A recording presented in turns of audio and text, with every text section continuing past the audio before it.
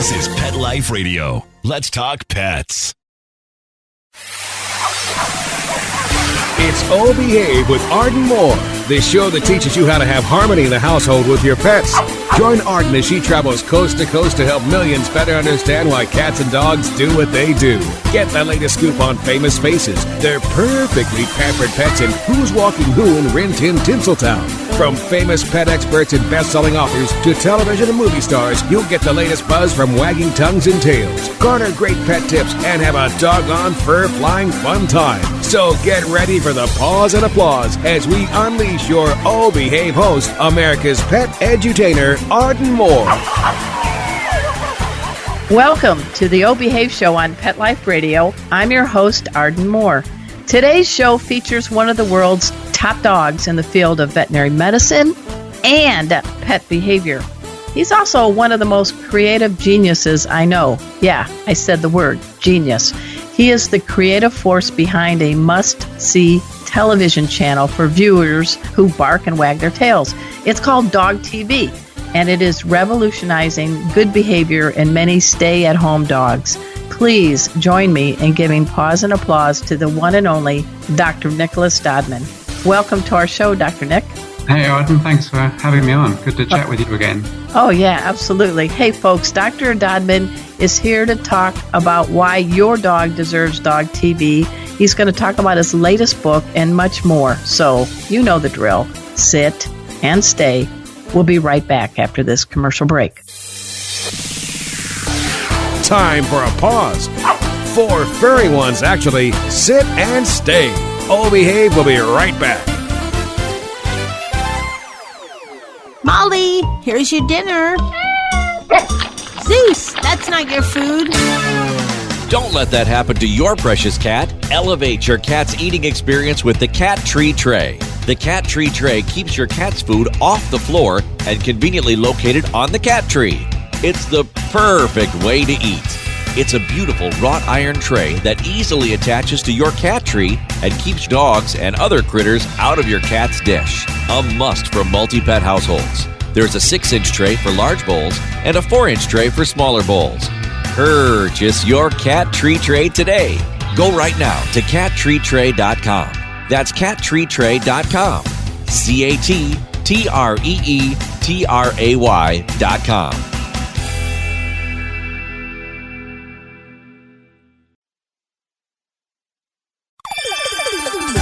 Let's Talk Pets on PetLifeRadio.com.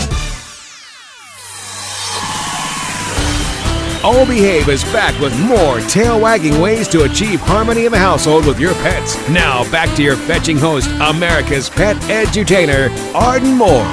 Welcome back to the Oh Behave Show on Pet Life Radio. I'm your host, Arden Moore. Our special guest today is the remarkable Dr. Nicholas Dodman. Now, we could literally fill up the airtime on today's show by listing all his accomplishments, but let's just highlight a few. He is the best-selling author of more than 5 books, many that I have in my office, including my personal favorites, The Dog Who Loved Too Much and The Cat Who Cried for Help. He founded the Animal Behavior Clinic back in the 80s at Tufts University's very prestigious veterinary school. Oh, and I think you've got more initials after your name, Dr. Nick, than a bowl of alphabet soup, because this guy, he's a veterinarian, a behaviorist, anesthesiologist. He's an in-demand pet expert. He's appeared on such shows as Oprah, 2020, The Today Show, CNN. I can't keep it all tallied. But we just barely skimmed the surface of what you do, Dr. Nick. But let's just get started. I mean, just tell our listeners, what the heck is DogTV? Well, it's really an entertainment program designed specifically for dogs. Everything about it is dogs. I mean, there may be a few words here and there, like an owner telling their dog, sit, oh, behave, and so on. Okay. But really, it's dog content, so it's designed to be visually appealing to dogs. It's designed to appeal to their sense of hearing, and there's a calming phase in there which has bioacoustic music. It's got content that's appropriate for dogs because, you know, all animals like seeing each other, and in the case of dogs, they're humankind friends, and also the sort of terrain that they typically traverse, whether it's city streets or parks or fields. Everything is designed for the dog, including in many cases, cameras even held down at dog eye view, so that you see good. Yeah. dog eyes. And there's different phases. There's entertainment to keep the dog amused with little squeaky things and interesting things that we think dogs will like. There's the relaxation phase, which is particularly helpful for dogs home alone, to help them relax and have a little sleep while their owners are out instead of panicking. And then there's sort of an education phase that we call exposure, but really it is exposure. It's exposure to things they might come across in everyday life that might otherwise worry them, but at a very low level and sort of intermittently, so they can kind of get used to it. You say the word dog TV and you think, oh, you're just showing a bunch of dog videos. But from what you're even just highlighting, Dr. Nick, there's a lot of research and science that went behind it. I mean, of all the things that you've done, was this one of the most challenging and rewarding to be part of the team on this? Well, I must admit I was delighted when I was asked in the very early days to join a small group of 2 to make the third person. And I was immediately, entrained into this as being interesting, appealing, useful, much needed. And actually, I was already doing something like this, but kind of piecing it together myself. Okay. So when dogs were home alone, I would, like so many dog owners do already spontaneously, is I would advise people to leave on, say, the TV, so they've got some visual stimulation, and or radio tuned into an appropriate station, and to provide a room with a view and entertainment. And I was trying to put it all together, but it was about 5 steps. Yeah. DogTV does it in 1 step. It's, the entire package all rolled into one with the visual, auditory, content, entertainment, relaxation. It's the whole thing. So I was just delighted to join that group. And, I always thought right from the very beginning, this content is particularly helpful for dogs home alone. I mean, sure, you could put it on in the evening while you're cooking, and it might be an entertainment for the dog while you're busy or working on a computer. But the fact is, if the dog is home alone, this is something other than the sound of silence that will appeal to the dog and make the otherwise stressful environment less stressful. I always think there's nothing more distressing than the sound of silence and perhaps a clock ticking in the background. There's a lot of dogs that you have treated when you were at Tufts and other places that, are suffering from stress, are suffering from separation anxiety and other emotional things that can cripple them. I mean, you talked about the phase, there's this audio and video portions that are catered to dogs, but how does this work? Because it looks a little different than your regular high definition TV show for us as 2-leggers. You kind of tweak the way it looks a little bit, right? With the colors? Yeah. So everything on DogTV is based on science. Okay. So there are at least 60 peer-reviewed articles that were incorporated. We read them, we incorporated the science from them. So you were just referring to vision, and it is a fact that dogs, unlike us, we're sort of so-called trichromatic. So we blend 3 different colors to create the spectrum of light that we can see, from red, orange, yellow down to indigo violet. We see that visible spectrum. The dog is dichromatic. It only has 2 different kinds of color receptors. So basically what that means is they don't see really much color at the red end of the spectrum. Okay. Reds and oranges are sort of faded a little bit into sort of more like a gray. They are in effect, red-green colorblind. That's a condition that affects some people. So we took the reds and tweaked them to give them a little more vibrancy, so that when we look at it, without red, we might look at the picture and say, color-wise, it might appear a little flat. But when a dog looks at it, it's a whole new way of looking at the world, probably even more enhanced than what it sees in real life. It's definitely going to reach out and grab the dog. That's just the visual aspects. Let me just back up a tad, Sure. Because we know the separation anxiety affects something like 15 to 17% of the nation's 85 million dogs, or 85 million dogs. That's a huge number of dogs. But it's even worse than that, actually, because 80% of dogs that owners have just leave at home. If you measure stress hormones in those dogs, 80% have increased stress hormones when they're left alone, whether or not they have overt separation anxiety. So they may be suffering in silence because they're not acting out. They're not doing all the usual signs of separation anxiety, like, barking and destructive behavior and urinating in the house. They're not doing these overt signs. They're just suffering quietly and are stressed out, and the only way you perhaps tell in real life without measuring these stress hormones is that your dog greets you exuberantly when you come home because it's so pleased for the relief. So this is something which could effectively help 80% of dogs, not just the 15 to 17% with separation anxiety. And dogs who are healthy, the 20% who aren't particularly stressed out, they too can benefit from, sounds and sights and entertainment while their owner's away. So that's just something to do, like us turning on the TV. If you go to the DogTV.com site, folks, you can actually check it out. They do offer a 14-day free checkout. And if you like it, I think it's like $9.99 a month. But to me, $10 a month for the sanity and security and feeling of calmness in your dog, I think that's a pretty good price. Well, a lot of people pay a lot more than that for, say, a dog walker to come by at noontime and take the dog for a mile walk just to break the tedium. And you do that for 4 or 5 working days a week for a month, then it's going to cost you a fortune. So this is effectively your television babysitter for your dog. Now, we talked a little bit about how dogs see. What are some of the things that have been incorporated in dog TV that tap into their keener sense of hearing than we have?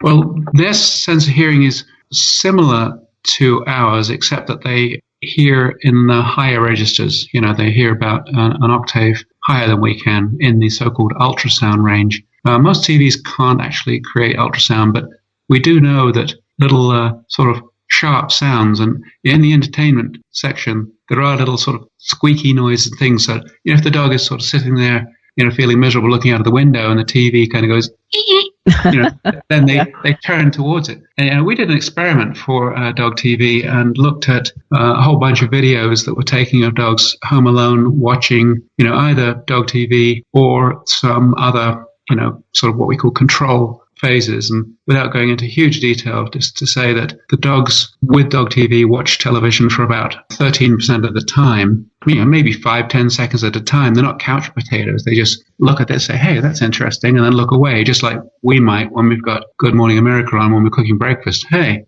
that's an interesting piece. And then you look back down again. But you add up all those seconds, it came to 13% of the time, which in a 6-hour day is about an hour. So that's pretty handy. It's not just the 1 hour that they're actually looking, because the fact is when they're not looking, they're also hearing. And especially in the relaxation phase, where the picture on the television is more like a moving picture postcard of some serene scene. The fact is that there's this bioacoustically engineered music, and this, while it's not in any particular register, like I was just talking about, the fact is that it is slowed down. I mean, we know, for example, from other scientific work, that dogs appreciate sort of slower, more melodic sounds. So there's a lot of sort of piano, and of course they prefer things along the lines of classical music.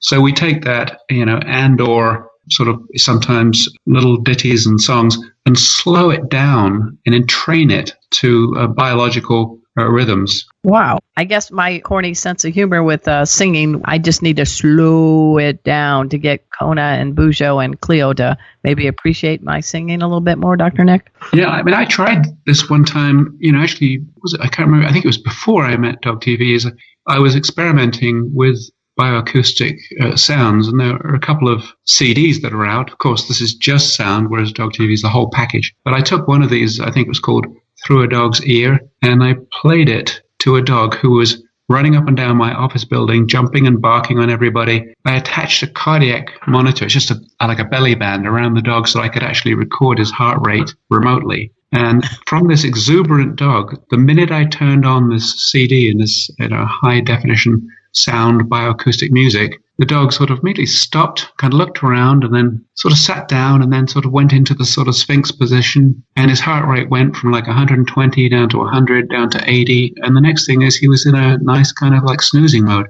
It can have a profound effect. It's very difficult to prove scientifically. And, the great Oliver Sacks said that he totally believed in the value of bioacoustic music, or what they call in humans psychoacoustic music that's used in music therapy. And I heard him on with a client, a patient, who said that her son had really responded so well to this. And he said, I totally believe in it, but proving it is very difficult. But there were some studies done in Ohio State that indicated that it does have a very beneficial effect in dogs. So we've got two things, the squeaky attraction sounds in the action phase and the bioacoustic music in the relaxation phase. One of the other phases you were talking about Dog TV is the educational phase. Can you give me a little idea what that's all about?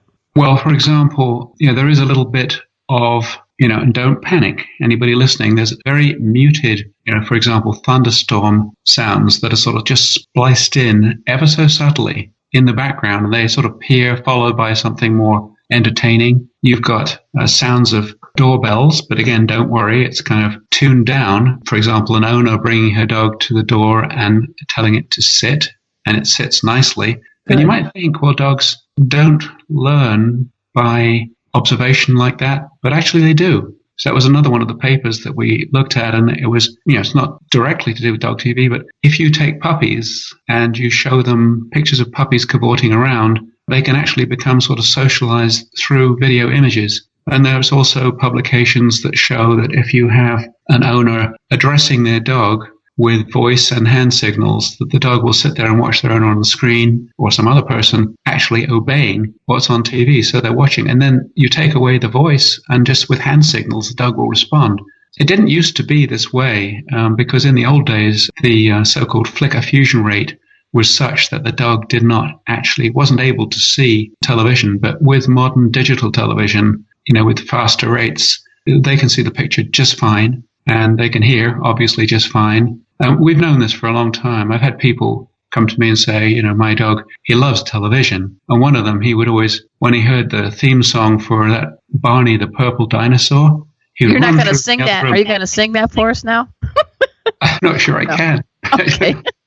But he would always run through and sit in front of the TV and watch this fun program with this purple dinosaur. And another one, I never understood this one, but when he heard the theme song for this detective show, what's it called? It goes, dudum. Oh, yeah. CSI or whatever. Something like that. One of these things. When he heard those two notes, dudum, there was something about that show. He'd run through from the other room. I get lots of people who tell me, my dog loves TV and this, that, and the other. And, so does my cat. And actually, that's how Dog TV started, with the inventor was sitting in his home and he watched his cat, Charlie, hanging out watching, moving things on TV and thought, hey, this is a great idea. Animals do see TV. And yes, they do.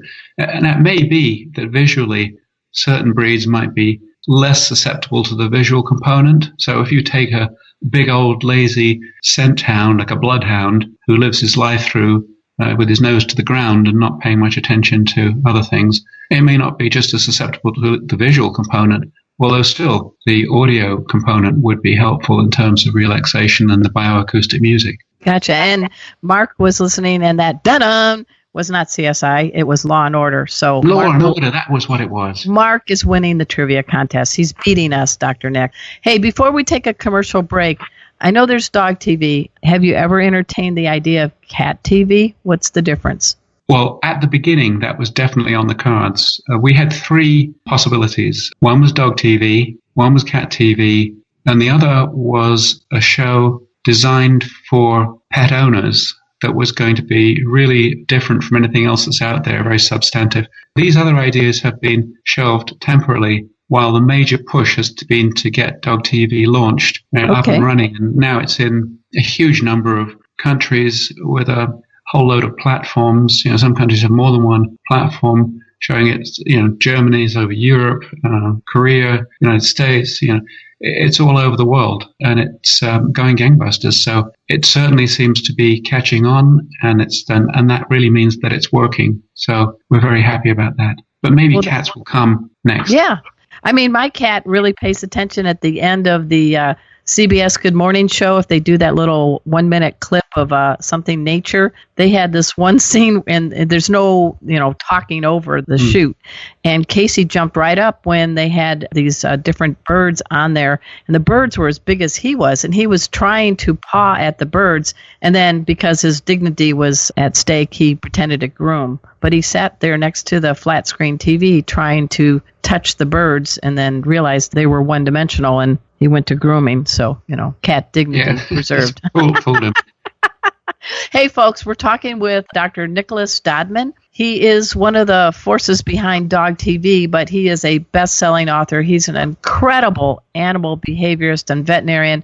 And I worked with him for many years at Tufts University when I was an editor of one of their pet publications. He's a great guy. We're going to learn more in his latest book, On Couch, after we take this quick commercial break. So sit and stay. We'll be right back. Time for a walk on the red carpet, of course. Oh Behave will be back in a flash right after these messages. It's DesignerPetSweaters.com. Hand-knitted designer sweaters for your precious pup or cool cat. Beautiful couture patterns for your pets, including custom-knitted formal wear, casual wear, yachting, and even sports-themed. Many designer pet sweaters include feathered tammy hats, top hats, and a lot of sparkle. Each sweater includes leg loops, front paw sleeves, and leash opening. Visit DesignerPetSweaters.com to order your four-legged fashions today. Large or small, we fit them all. DesignerPetSweaters.com. Let's talk pets Let's talk pets on Pet Life Radio. Pet Life Radio. PetLifeRadio.com. Hi, it's Victoria Sewell from Animal Planet. It's me or the dog. You're listening to Oh Behave with Arden Moore on Pet Life Radio. We're back from the lot. Just checked the paper and we had a record showing at the box. The letterbox, that is. Now back to Oh Behave. Here's Arden. Welcome back to the O Behave Show on Pet Life Radio. We're speaking with Dr. Nicholas Dodman. Hey, I don't know if you remember this, Dr. Nick, but one time you had some kind of Jag or some other sports car when I was visiting Tufts University, and you took me for a spin. So I think an IndyCar race driver is in your future, too. Well, yeah, that was a 911 Porsche wide body. Oh, that's it. Yeah. In sort of white gold color. My wife was worried that I would appear very obvious driving around town. I think that was the case because I got 1 or 2 tickets. That's all right. But I had a Jaguar in the past. I did like cars, especially when I was young, and I had a very fast E-Type Jaguar with a fastback model in British Racing Green, and that was very cool. Do you ever watch any of the car shows like Jay Leno's Garage or anything like that? No, and I don't watch NASCAR. I just like cars. I don't know much about them inside, but I admire some sleek lines. All right. And we got to give a shout out to your wife, Dr. Linda, who's also a veterinarian, correct? She is, yes. All right. Hi, Linda. All right. Yeah. Hey, so tell us about your latest book, Pets on the Couch. When you were you're a professor emeritus now at Tufts, but you have gotten every kind of dog and cat and other critter case that needed your professional guidance. So tell us what Pets on the Couch is about and where we can get our paws on it. Well, this may sound kind of dull, but it's not. Okay. It actually almost describes, although not necessarily in this order, my life at Tufts and the research we've done and the discoveries we've made. So, a lot of the work, of course, was about obsessive compulsive disorder in animals, which has, gone the world. We've discovered genes that cause it in dogs. The genes have been confirmed in people. We've done MRI scans in dogs with compulsive disorders and found their brains are very similar to those of people. Wow. At one point, I found an equine model of Tourette's syndrome, which we published. More recently, I found a dog model of autism, which we published. I was probably the first person to recognize PTSD in dogs. Yes. I tell that story in the book, and Alzheimer's, and basically every kind of new thing or discovery that happened in my 35 years at Tufts, and some of it was really quite strikingly different. And I guess the theme behind the whole thing is there is kind of really just one medicine, that we're all mammals, at least the mammals and us are all in one group together. We're not fish, we're not birds, although birds are very smart. Fish can be smart too sometimes. But it's about really the mammalian kind. There's some avian stuff in there too. but, how similar we are, that you can translate, for example, a condition that occurs in people or a medical treatment in people will translate directly to the dog. And in some cases, we've invented new treatments in dogs, and those have actually found their way into the human usage in psychiatry, for example. So there's two arrows going both directions. We can learn a lot about animals from seeing what happens in people, and people can learn a lot about what happens in themselves by understanding what happens in dogs. So the book's really about one medicine, the translational approach, and all of the novel things. But my editor kept saying, more stories. You do have more stories, but it's this breakthrough knowledge that has really benefited countless dogs and cats. I mean, the work you've done with studies on Prozac for kitties have saved many cats from being surrendered to shelters or just dumped. I mean, seriously, I do applaud you. Well, thank you. I look around now into specialty groups and I see them discussing medicines that, wouldn't even be being used if, we hadn't first tried them out at Tufts, and they're helping dogs far and wide. And it's kind of humbling when you travel to Japan and you find out that they're using a medicine that started at our little clinic at Tufts University in central Massachusetts. Nice. Now, obviously, you don't have a Boston accent, so tell our listeners where you hail from. And were you one of these little boys that said, I'm going to be a veterinarian when I grow up? Or what was the dynamics that led you this way? Well, I kind of do go through that a little bit in the book, but it was really that I was an animal person, and I became an animal person because I had an animal mother who had flocks of wild birds that would follow her around, and I'd very often walk into the kitchen and there'd be a thrush or blackbird hopping around on the kitchen table as she prepared its food, or they'd sit on her head, and they all had names, and she used to defend them against naughty Mr. Magpie who'd come and steal her eggs. And even when she came to see me in the United States later, she had to get a bird sitter to come and look after her wild birds in the garden because they would miss her when she was gone. Wow. And everybody, she was like this neighborhood St. Francis of Assisi. Everybody bought everything with fur or feathers to her. If it fell out of the nest or broke a leg or something, she'd nurse them to health. So I was bathed in it from a very young age. And what part of England? Yeah, what part of England did you grow up? I hailed from London. Okay. And we moved progressively a little bit further south, but we were still quite close to the smoke, as they call it. And, I hadn't kind of twigged it when I was in late teens. And, the careers master said, you can be a doctor, a dentist, or a veterinarian, or an ophthalmic optician. Wow. Well, I don't want to be an optician. My brother-in-law is already a doctor, so I can't.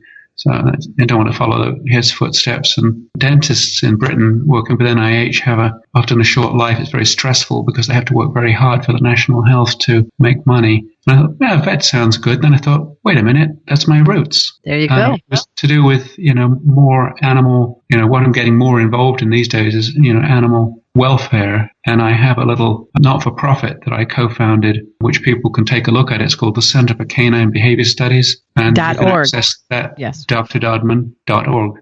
Okay. DRDODMAN.org. You were pretty young when you became a faculty member in Britain. I think you were just 26. Yeah, so it's pretty, in Britain there's a different educational system. So, I was leaving what you would call high school when I was 19, went straight into a 5-year program in veterinary medicine. And after 1 year of internship, I was immediately on faculty. So, and at the time, I was the youngest faculty member in Britain. Nice. Well, now you came to the States. What brought you here? Well, really, it was Margaret Thatcher's austerity program. Specifically, she would, to try and save the government money, she cut the university's grants, and they weren't hiring anymore. And when people left, you had to sort of adjust ranks and take on other people's responsibilities. Wow. Getting very little, there were no pay increases, and inflation was running at 10%. And I'd been to the United States in 1971 to work in a practice a long time ago, and I loved every minute of it. And so I thought, I'm going to go back to that place that I loved,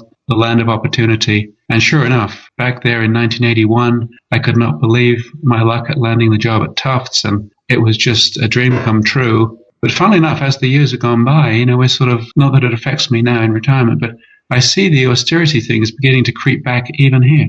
Oh, I got you. Yeah. And you have a dog named Rusty, right? We have to do a shout out to Rusty. How's Rusty doing? Yeah, Rusty is just the most amazing dog. He's a rescue, and my favorite breed is a rescue. That's a great breed. I have that breed too.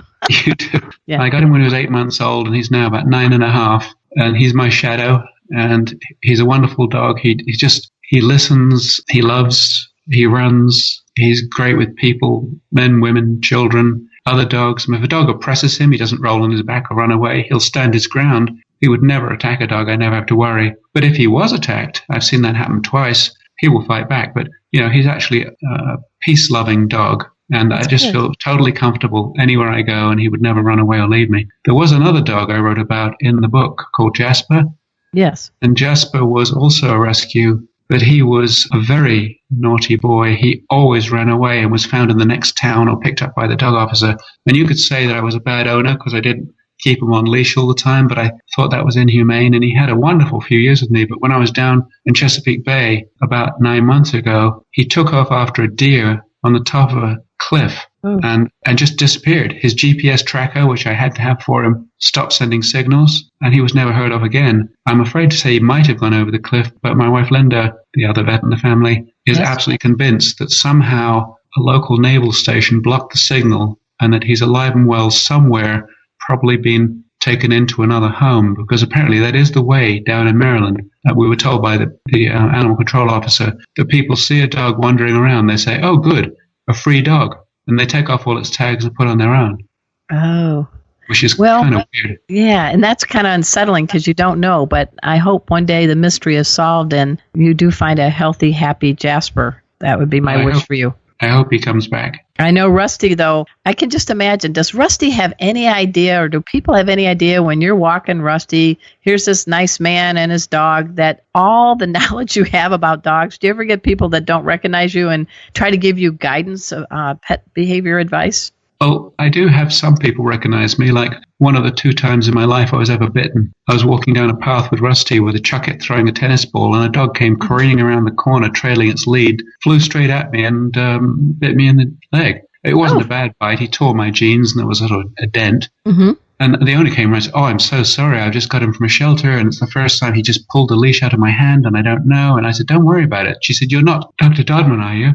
Oh, I'm so embarrassed. Can I buy you a new pair of pants? I said, no, it's all right. They're these old pants. Don't worry about it. They're torn, but I'm fine. And then on the other hand, when I'm down at Chesapeake Bay, there's a man down there. He's an old retired sea captain, and he's got a dog who's very cute, looks a lot like Rusty, but it's a female.